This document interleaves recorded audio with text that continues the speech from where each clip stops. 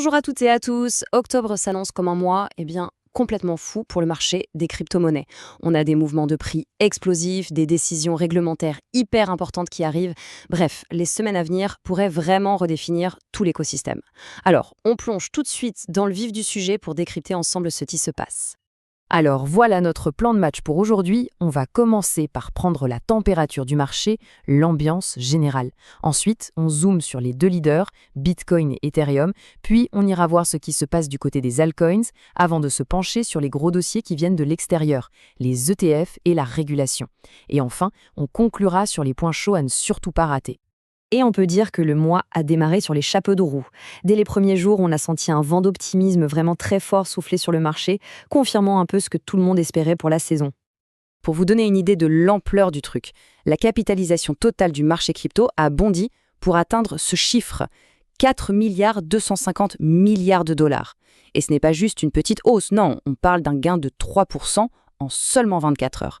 C'est le genre de mouvement qui montre un vrai retour de confiance massif des investisseurs. Et cette performance, ce n'est pas vraiment un hasard. Ça confirme l'arrivée de ce que la communauté crypto appelle Uptober. C'est un jeu de mots avec Up et October, parce que c'est un mois qui, historiquement, est super favorable. D'ailleurs, petite stat, sur les 12 dernières années, le Bitcoin a été dans le vert 10 fois en octobre. Disons que les probabilités sont clairement du côté des optimistes. Ok, passons maintenant aux deux piliers, aux deux poids lourds du marché. Comme très souvent, ce sont Bitcoin et Ethereum qui donnent le là, qui sont vraiment en tête de cortège de cette nouvelle vague haussière. On voit ici des performances vraiment solides en à peine 24 heures. D'un côté, on a le roi Bitcoin qui se maintient bien au-dessus du seuil psychologique des 120 000 $, et ça, c'est notamment dû à un engouement jamais vu sur les marchés dérivés. Et de l'autre, Ethereum qui fait encore mieux, avec quasi 3,6% de hausse, poussé par ses propres forces. Alors, ce chiffre-là, il est absolument capital pour comprendre ce qui se passe avec Bitcoin. C'est l'intérêt ouvert sur les contrats à terme qui a atteint un record historique. En clair, ça veut dire qu'il y a une quantité phénoménale d'argent qui parie sur la direction future du prix, ce qui crée une situation qui peut devenir explosive. Et cette situation, justement, nous amène à ce concept de short squeeze. Pour faire simple, imaginez un élastique qu'on tend. Beaucoup de gens ont parié à la baisse. Si le prix se met à monter un tout petit peu, ils sont obligés de racheter en panique, ce qui fait monter le prix encore plus vite. Et l'élastique casse. C'est un scénario qui pourrait, selon certains, propulser Bitcoin vers les 125 000 $ très, très vite. Mais attention, Ethereum n'est pas en reste, loin de là.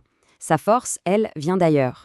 On a des grandes banques comme Citigroup qui revoient leurs objectifs de prix à la hausse et surtout l'activité sur son écosystème, notamment sur les plateformes d'échange décentralisées, est en pleine ébullition.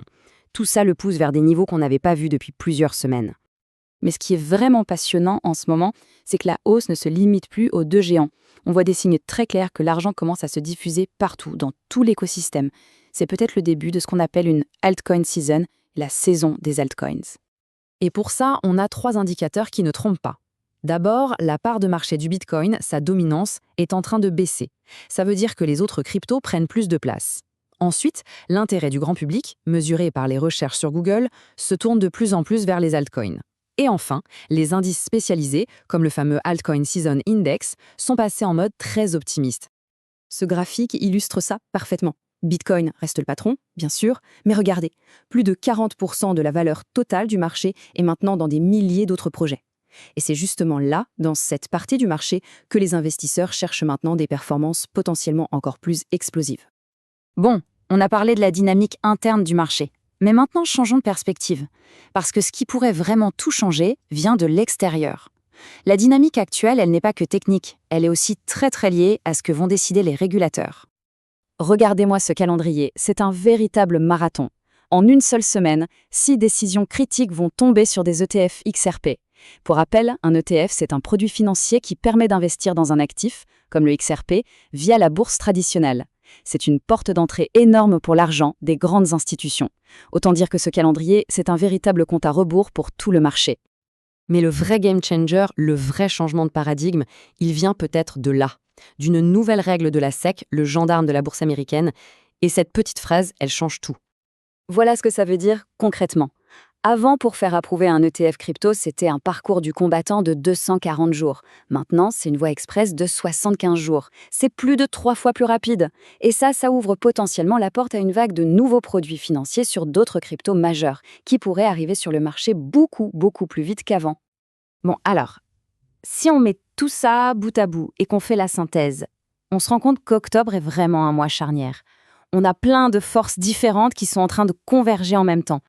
Pour résumer, on a un peu la tempête parfaite qui se prépare. D'un côté, des facteurs saisonniers qui sont au vert. De l'autre, des décisions réglementaires majeures, avec les ETF qui peuvent tout débloquer. On a aussi un intérêt des institutions qui ne faiblit pas et un appétit pour le risque qui pousse l'argent à circuler dans tout l'écosystème.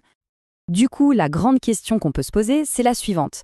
Est-ce qu'on assiste juste à une nouvelle hausse passagère, comme on en a déjà vu, ou est-ce que, avec tous ces éléments qui s'alignent, on est à l'aube d'une nouvelle ère pour le marché, une ère de plus grande maturité poussée par l'adoption des institutions et un cadre réglementaire qui s'accélère? Les prochaines semaines nous apporteront sans doute la réponse.